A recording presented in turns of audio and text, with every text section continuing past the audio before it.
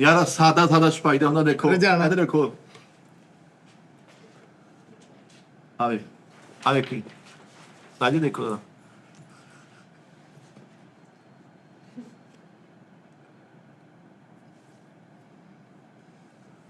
ਇਹ ਕਿਹੜਾ ਵਾ? ਇਹ ਜਾਨਵਰ ਸੀ ਭਾਜੀ ਠੀਕ ਆ।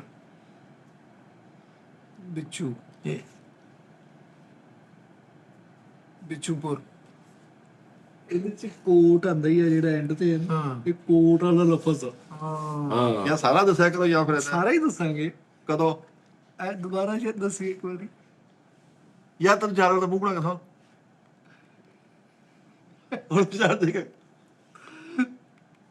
ਸਿਆਲਕੋਟ। ਨਹੀਂ ਊਂਟ ਆ ਦੇਖੋ ਸੇ ਅੱਛਾ ਆਲ ਕੋਟ। ਸਿਆਲਕੋਟ। ਯਾਰ ਅਭੀ ਡਾਈ ਪੜ ਕੇ ਅਭੀ ਇਲਾਕਾ ਵਾ ਹੈ ਸ਼ੋਰਕੋਟ। ਸ਼ੋਰਕੋਟ। ਯਾਰ ਸਹੀ ਮੁਝੇ ਆਖਿਰ ਲਾ ਤੁਸੀਂ ਨਾ ਦੱਸਣਾ ਪਰ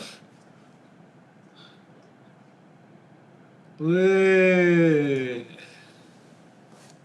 ਆ ਦੇਖੋ ਸਾਜੀ। ਹਾਂ ਆ ਪਾ ਲਿਆ ਕੋਟ। ਪਤਾ ਨਹੀਂ ਯਾਰ ਦੱਸ ਦੇ ਲੈ ਕੋਟ ਮੋਮਨ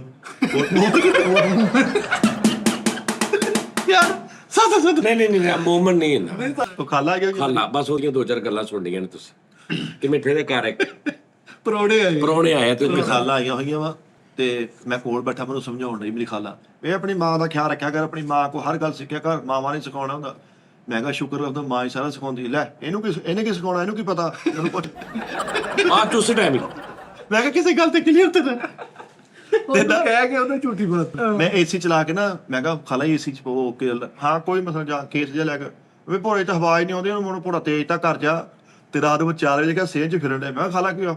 ਹਾਂ ਪਤਾ ਨਹੀਂ ਯਾਰ ਪਾਸਾ ਹੀ ਸੌ ਗਿਆ ਮੇਰਾ ਤਾਂ ਮੇਰਾ ਤਾਂ ਪਾਸਾ ਹੀ ਸੌ ਘਰ ਖਾਲਾ ਆਈ ਹੈ ਤੇ ਫੋਤ ਕੀਤੇ ਥੋੜੀ ਦੇਰ ਬੈਠੇ ਜਿਹੜੀ ਉਹ। ਆਹੋ ਅੰਮੀ ਮੇਰੀ ਕਹਿੰਦੀ ਆਪਾਂ ਫੌਤ ਕਿਤੇ ਇੰਨਾ ਦੇਰ ਨਹੀਂ ਬੈਠੇ ਥੋੜਾ ਦੇਰ ਹੋਰ ਬਹਿਣਾ ਸੀਗਾ ਚੱਲ ਅਗਲਿਆਂ ਨੂੰ ਇਹ ਤਾਂ ਹੁੰਦਾ ਵੀ ਉਹ ਬਾਜੀਆਂ ਬਹਿ ਕੇ ਗਈਆਂ ਕਹਿੰਦੀ ਨਹੀਂ ਜਿੰਨਾ ਬਹਿ ਲਿਆ ਤੂੰ ਕਿਹੜਾ ਔਰਤ ਜੀਂਦੀ ਕਰ ਦੇਣੀ ਕਿਹੜਾ ਜਗਾ ਕੇ ਉਹਨੇ ਤੂੰ ਕਿਹੜਾ ਜਗਾ ਕੇ ਯਾਰ ਤੂੰ ਕਿਹੜਾ ਉਹਨੂੰ ਜਗਾ ਕੇ ਆਉਣਾ